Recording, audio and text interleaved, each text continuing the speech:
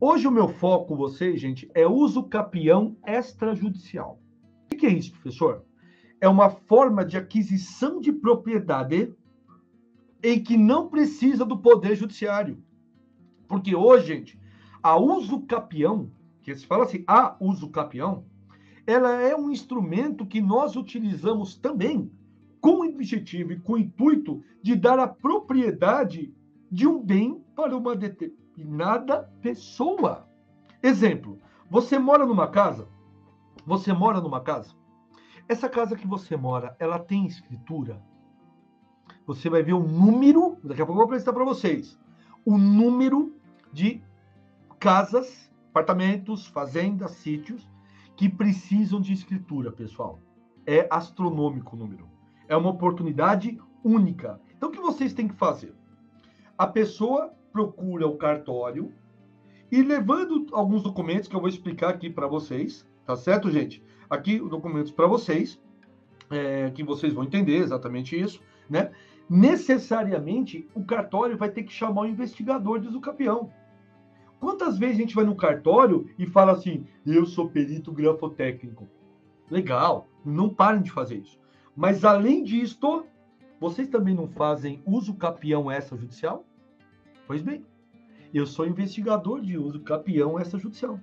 Esse é o tema da aula de hoje. Tudo bem? Que vocês vão receber o certificado desde que se inscreveram lá pelo Simpla. Não se esqueça, tá? Gente, para você entender o que é a uso capião. A uso capião, gente, é uma forma de aquisição da propriedade. Aquele que detém a posse. Então, vou deixar uma coisa clara aqui para todos. Posse é uma coisa, propriedade é outra. Posse é uma coisa, propriedade é outra. Muitas vezes, vamos lá, eu estou em posse desse mouse. Tá? Por que posse? Porque ele está na minha mão. Está sob o meu comando. Perfeito? Agora, eu tenho propriedade dele? Não. Porque essa mouse, ou esse mouse, pertence a Jus Expert. A propriedade é do Rodrigo. Então, eu não posso vender esse mouse, porque esse mouse, assim como esse computador, pertence ao Rodrigo. Entenderam, pessoal? Foi a empresa que passou para usar. O que acontece, meus queridos amigos? Então, eu tenho a posse, eu tenho que ter o cuidado, a cautela de cuidar do mesmo. Entende, pessoal? Então, necessariamente, meus queridos amigos, posse é uma coisa, mas nem todos que têm posse têm a propriedade. Talvez seja o que acontece na sua casa.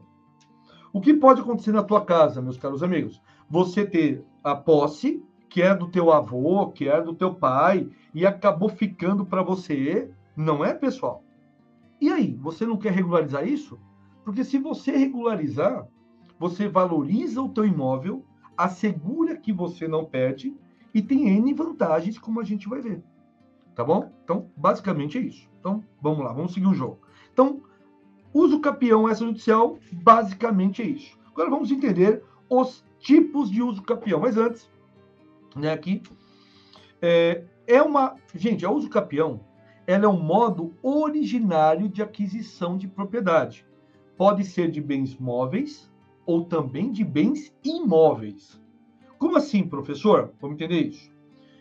Quando você pede a uso capião de um bem, não importa quem era o antigo dono, entende? Não importa se já teve dono. Você será o detentor originário daquele bem. Por que é importante eu saber isso, professor? Se alguém te perguntar, você vai saber responder. Algum escritório de advocacia ou algum cliente ou cartório.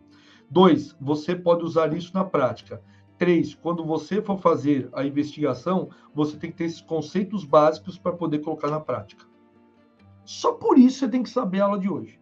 Tá bom para você? Então, segue o jogo. E ganha dinheiro com isso, né, meu cara? Que esse é o grande segredo. Isso é sabedoria. Pegar o conteúdo e colocar em prática. O nome disso é sabedoria, tá?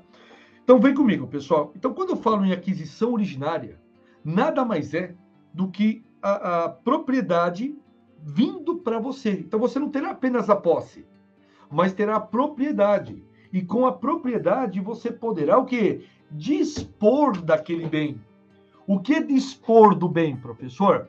Você poderá fazer o que bem entender. Exemplo, eu posso entrar com uma ação de uso capião nesse mouse, que é da Jus Expert? Eu não posso, porque eu tenho um contrato de comodato, que é de empréstimo. Beleza? Então, eu não posso. tá? Não posso fazer isso. Agora, meus caros amigos, o que é interessante ressaltar aqui nessa hipótese? Imaginemos que não havia contrato nessa entrega desse bem. Passado um período, eu posso entrar com pedido extrajudicial e ter direito a este mouse para mim. A isto dá-se o nome o quê? De posse e também de propriedade. Tudo bem? Vamos lá? Dando sequência ainda para todos vocês aqui. Vem comigo, pessoal. Além da conquista da propriedade, gente, obtém também os direitos reais. Isto é, se tiver ônus, como o caso de exemplo, hipoteca, recairão quanto ao novo proprietário. Então, quando você usucapir um bem, vem o ativo e também vem o passivo. Então, antes de você pedir uma ação de usucapião, veja a dívida que tem aquele imóvel. Queridos, isso é muito importante a todos vocês. O que eu quero chamar a atenção aqui?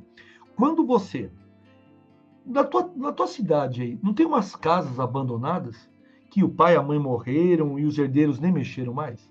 Claro que cada caso é um caso. Mas por que muitas vezes ninguém pega esse imóvel? Porque ele tem uma dívida gigantesca junto à prefeitura. Então, antes de você requerer o usucapião, levanta os bens, né, as dívidas daquele imóvel, meu caro. E onde que eu faço isso, professor? Vai na prefeitura, criança. E vai no cartório da cidade. E com a matrícula você vai saber tudo sobre aquele imóvel. A matrícula é como se fosse o CPF daquela pessoa. Tá? CPF daquele imóvel. A Esther me pergunta, a Esther é ligeira. Eu gosto da Esther, que ela sempre está muito antenada. Boa noite, Esther. Se uma pessoa mora numa casa com a família, ela pode pedir usucapião na casa dela que reside? Sem dúvida nenhuma. Sem dúvida nenhuma. Vocês poderão pedir a usucapião da casa de vocês, pessoal. E regularizar isso aí. Isso vai ser muito bom, tá? Silvio, a gente sabe quando a pessoa faz a pergunta, mas já sabe a resposta, né? Óbvio que não, né, meu cara? Área pública não, você tem que desafetar a área pública para conseguir fazer usucapião, né? Pensou uma praça pública, né? O fulano que dorme lá depois de 5 anos poder entrar com a ação? Não, né? Tá certo, gente? A mesma resposta da Marcela. Não, né, Marcelo? Tá bom? Não. Existe, obviamente, no Código Civil, gente, os elementos e necessariamente aquilo que retira do direito ao usucapião. Senão vira farra do boi, né, pessoal? Pensou? O morador de rua vai entrar com uma ação de usucapião na praça da cidade? Belo exemplo, né?